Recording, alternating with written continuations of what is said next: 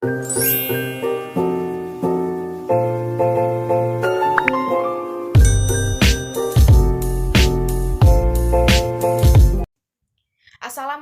warahmatullahi wabarakatuh. Perkenalkan, nama saya Putri Surya Anita dengan NIM 2111240022.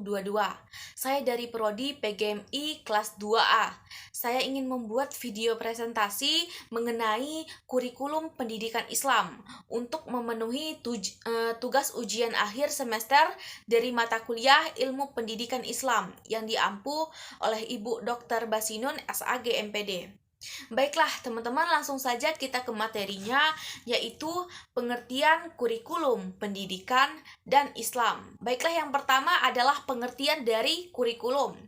Nah, kurikulum dalam bahasa Indonesia memiliki arti susunan rencana pengajaran.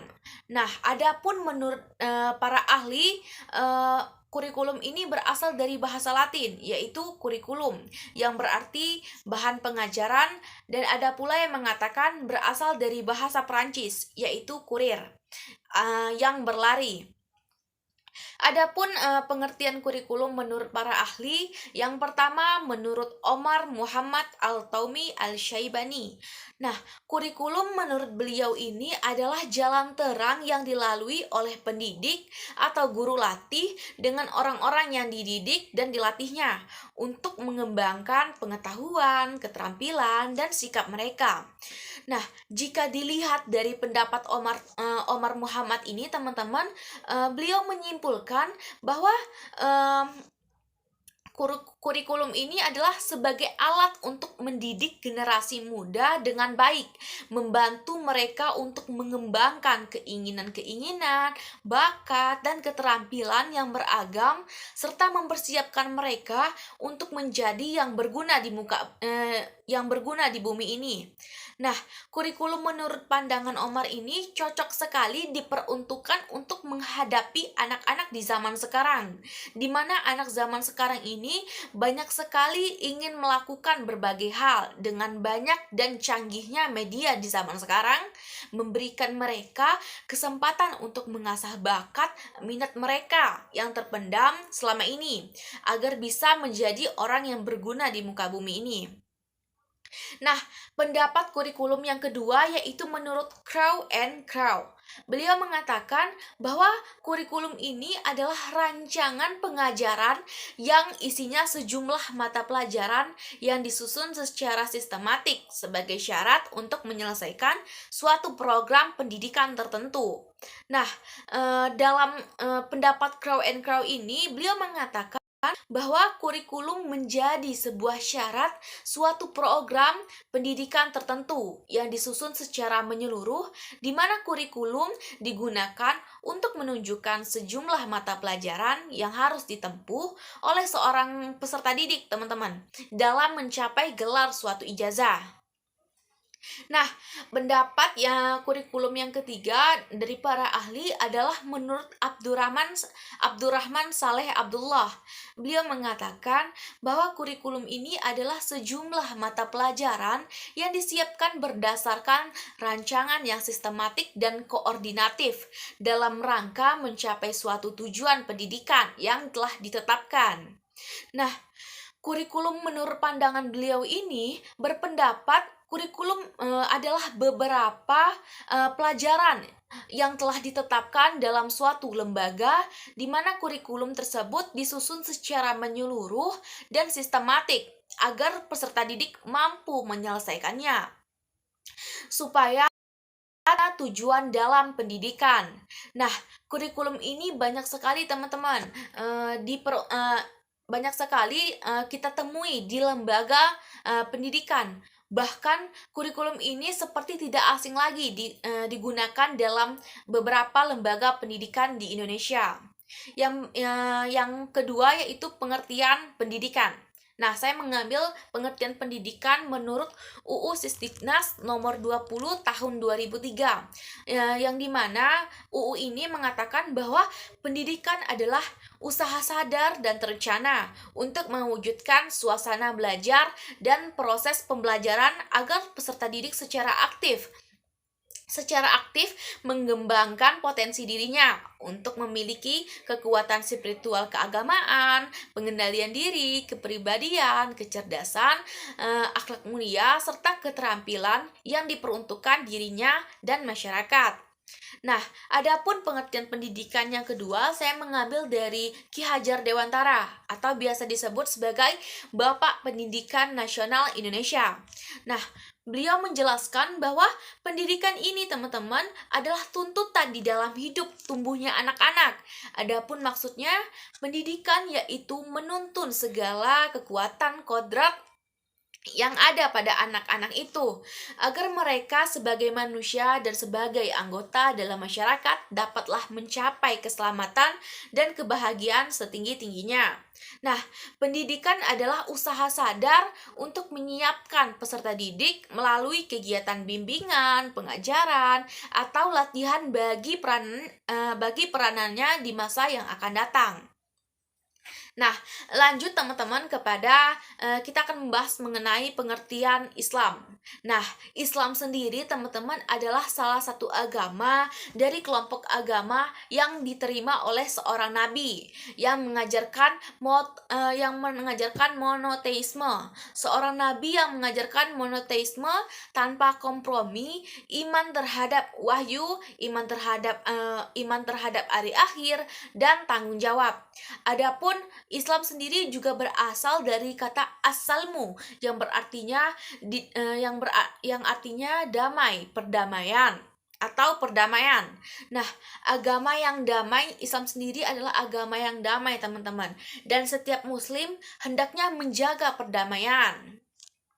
Nah, Islam juga berasal dari kata aslama yang arti taat atau berserah diri. Seorang muslim hendaknya berserah diri kepada Allah dan mengikuti ajaran Islam dengan taat. Adapun adapun pengertian Islam menurut Syekh Muhammad Syaitut. Nah, menurut beliau ini Islam adalah agama Allah yang diperintahkannya untuk mengajarkan tentang pokok-pokok serta peraturan-peraturannya kepada Nabi Muhammad SAW dan menugaskannya untuk menyampaikan agama tersebut kepada seluruh manusia dan mengajak mereka untuk memeluknya. Setelah kita membahas mengenai pengertian kurikulum, pendidikan, dan Islam, kita akan membahas teman-teman mengenai pentingnya suatu kurikulum dalam pendidikan Islam. Nah, kurikulum merupakan untuk mendidik generasi dengan baik dan mendorong mereka untuk membuka dan mengembangkan potensi mereka yang beragam dan menyiapkan mereka dengan baik untuk menjalankan hak dan kewajiban memikul tanggung jawab terhadap diri, keluarga, masyarakat, bangsa, serta turut aktif untuk kemajuan masyarakat dan bangsanya. Nah, selain itu, kurikulum juga merupakan alat untuk menciptakan perubahan yang diinginkan dalam masyarakat, kepercayaan sistem dan masyarakat dan bangsanya. Nah, hal itu teman-teman, kurikulum juga merupakan alat untuk menciptakan perubahan yang diinginkan pada masyarakat, untuk menciptakan suasana yang sesuai dengan kemajuan dan perkembangannya. Setelah membahas mengenai pentingnya kurikulum dalam pendidikan Islam, kita akan membahas apa saja sih komponen-komponen yang ada dalam kurikulum pendidikan Islam. Yang pertama adalah tujuan, teman-teman. Nah, tujuan ini juga terbagi menjadi dua.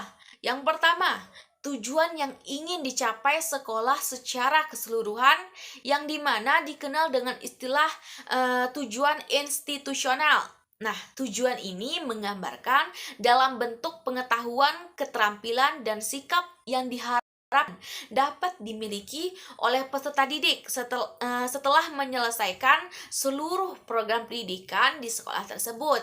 Tujuan yang kedua yaitu tujuan yang ingin dicapai dalam setiap bidang studi atau yang sering dikenal dengan tujuan kurikuler dengan atau tujuan instruksional. Nah, tujuan ini digambarkan dalam bentuk pengetahuan, keterampilan, dan sikap yang diharapkan dapat dimiliki oleh peserta didik setelah menyelesaikan suatu bidang studi. Yang kedua, yaitu isi kurikulum. Nah, isi kurikulum ini berkaitan dengan jenis-jenis bidang studi yang diajarkan yang diajarkan atas dasar tujuan institusional. Yang kedua, isi program setiap bidang studi yaitu bahan pengajaran yang diuraikan dalam bentuk pokok, bahasan, atau topik, teman-teman. Nah, baiklah kita lanjut kepada komponen yang ketiga, yaitu organisasi dan strategi dalam kurikulum. Yang pertama, organisasi kurikulum.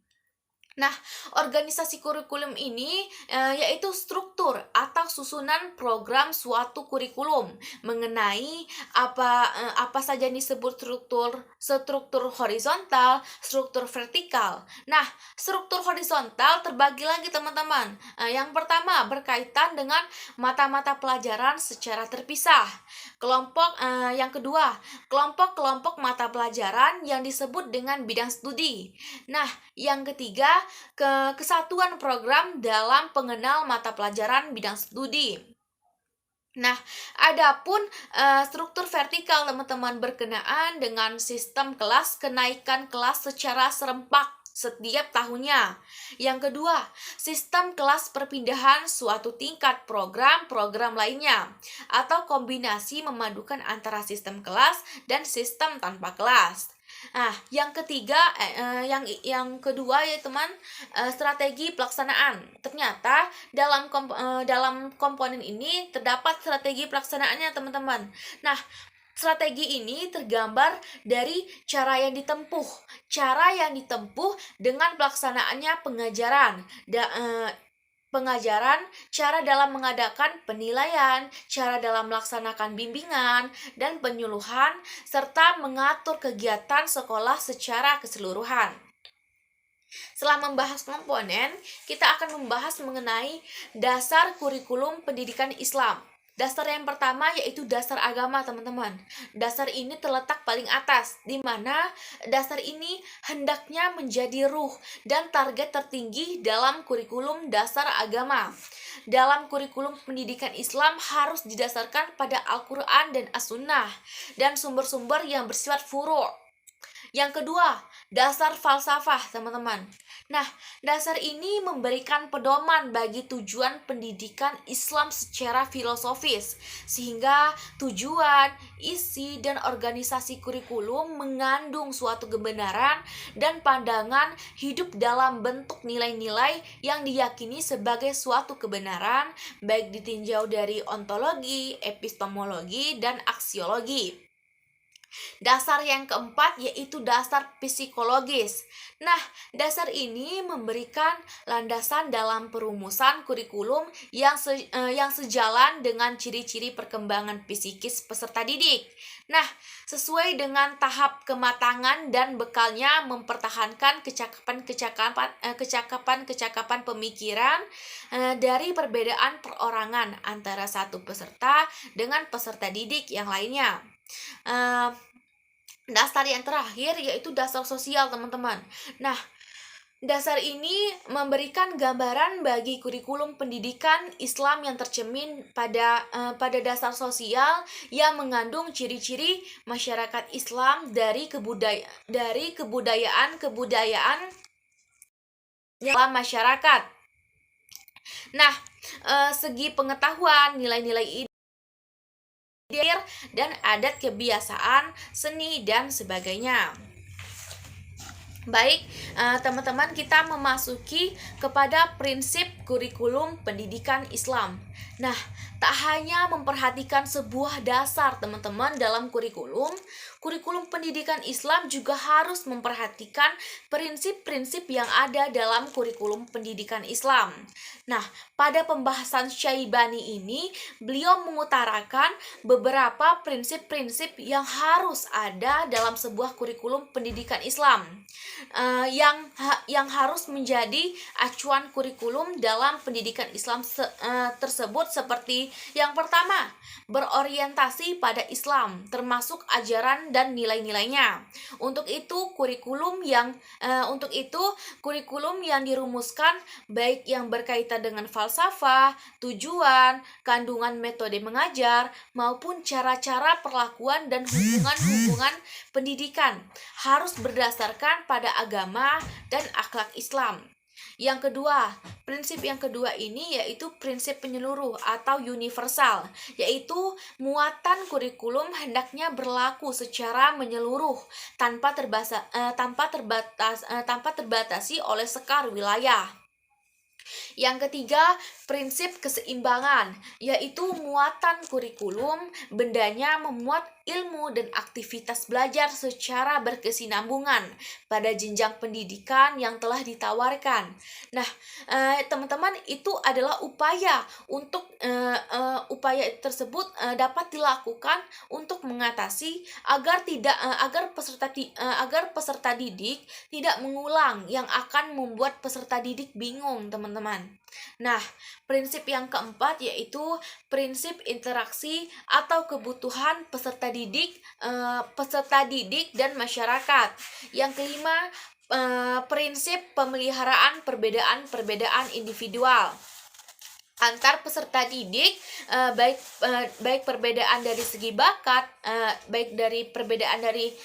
segi bakat minat, kemampuan, kebutuhan, dan lain sebagainya.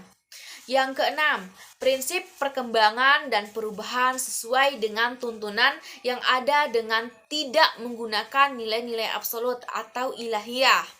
Yang ketujuh, teman-teman, yaitu prinsip pertahanan atau integrasi antar mata pelajaran, pengalaman-pengalaman, dan aktivitas yang terkandung dalam kurikulum dalam bentuk peserta didik dan kebutuhan dari masyarakat.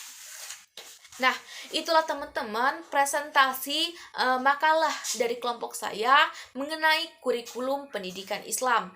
Baiklah teman-teman, mungkin hanya itu materi yang dapat saya sampaikan. Apabila ada salah kata, saya mohon maaf. Kepada Allah saya mohon ampun. Billahi taufiq wal hidayah, waridho wa inayah.